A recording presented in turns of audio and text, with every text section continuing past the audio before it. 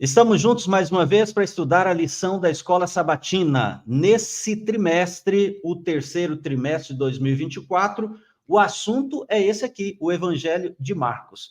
E nós já estamos, amigos, na terceira semana, controvérsias. Hoje, domingo, 14 de julho, curando um paralítico. Mas antes da gente continuar, uma alegria ter aqui o Wellington mais uma vez. Wellington, muito bem-vindo. Obrigado, pastor. Sejam todos bem-vindos também ao nosso estudo neste domingo. Muito bem. Pode fazer uma oração conosco? Vamos lá, oremos. Santo Eterno Deus, te agradecemos pelo dom da vida, pedimos uma bênção especial e a tua inspiração nesse momento para esse estudo. Pedimos isso em nome de Jesus. Amém. Amém. Muito bem. Então, hoje, domingo, dia 14 de julho, curando um paralítico. E o texto da lição é Marcos, capítulo 2, a partir do verso 1. Eu quero convidar você a tomar a sua Bíblia aí, o seu celular, e localizar esse texto extraordinário aqui do Evangelho de Marcos. Marcos 2, do 1 até o 12. Dias depois, Jesus entrou de novo em Cafarnaum, e logo se ouviu dizer que ele estava em casa. E na sequência aqui, vai descrever aquela história, Wellington, daquele paralítico, quando ficou sabendo que Jesus estava ali em Cafarnaum, quis ir ao encontro de Jesus, mas não podia porque era um paralítico. Não podia andar, né? Então, seus 4 amigos, né, a gente vê na história, pegaram esse paralítico, né, levaram até o lugar onde Jesus estava. E uma questão muito interessante que o autor da lição até aponta, né? Eles tiveram que fazer um esforço a mais, né? Tiveram que tirar o telhado, né, para poder descer. Por quê? Porque a multidão que estava ali era muito grande, eles não conseguiriam passar pela multidão. Então, tiraram o telhado e desceram aquele paralítico, né? E aí o texto diz que Jesus viu a fé desses homens, né? Como que, então, pastor, nós podemos entender essa questão de ver a fé? Como podemos ver a fé, ou medir a fé?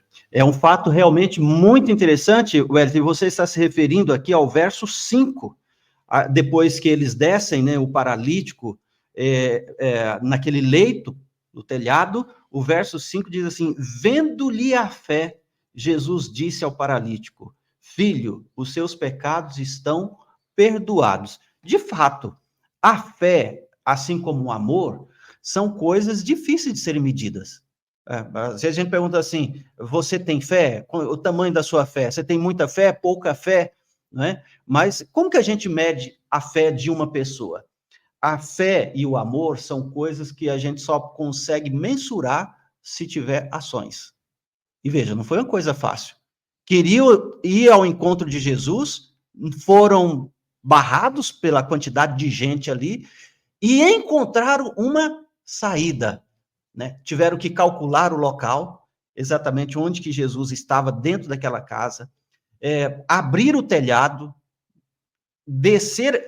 Imagina o trabalho de subir, Wellington, com esse paralítico para o telhado de uma casa e depois fazer esse paralítico descer em segurança sem cair do leito.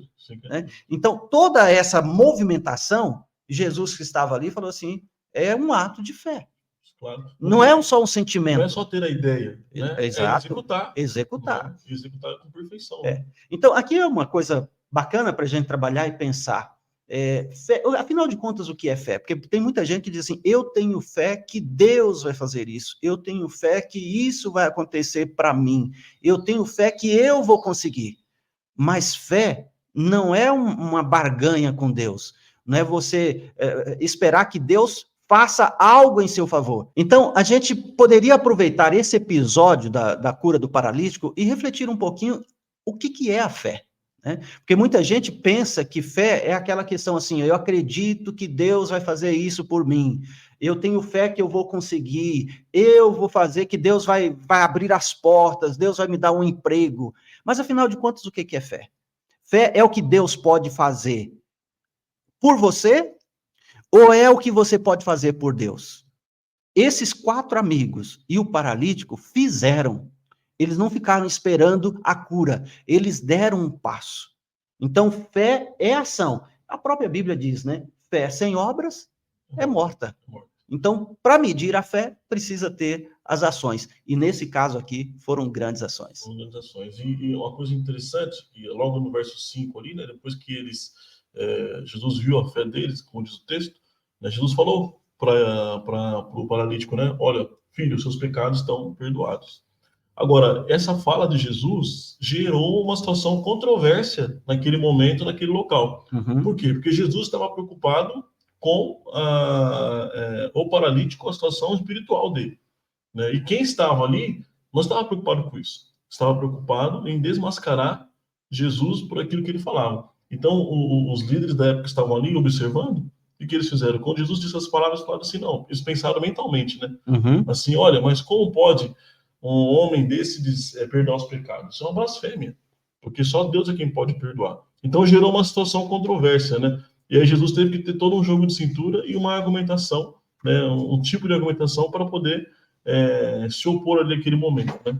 E o que a gente pode observar dessa cena, né?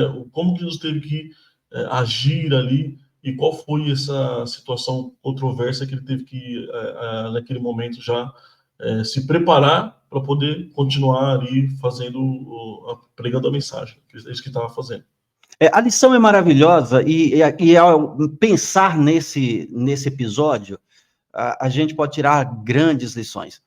Veja só, o que o paralítico foi buscar? A cura da sua paralisia. E o que Jesus fala para ele? Perdoados estão os seus pecados. Isso gerou realmente essa controvérsia, como você mencionou. E olha, às vezes a gente acusa esse grupo, mas não foi fácil, porque o que Jesus falou, perdoados estão os seus pecados, mas ele não tá preocupado com isso, ele quer a cura física. Mas vem cá, quem é que pode perdoar pecados? Essa questão. Ele está blasfemando, por o que eles disseram. Ele está blasfemando, porque perdoar pecados é só Deus. Agora, interessante que nessa história, essa interrogação estava na mente desse grupo, dos escribas. Jesus viu a fé, algo que ninguém consegue ver. Assim, como ele viu, né? Jesus leu os pensamentos dos opositores. Isso tudo indica quem era Jesus. Jesus, divinamente, pôde ler os pensamentos dos opositores. Agora é o seguinte, para rebater esse pensamento opositor aí, Jesus faz uma argumentação partindo do menor para o maior. Veja, o que é mais fácil dizer? Perdoados estão os teus pecados ou toma o teu leito e anda?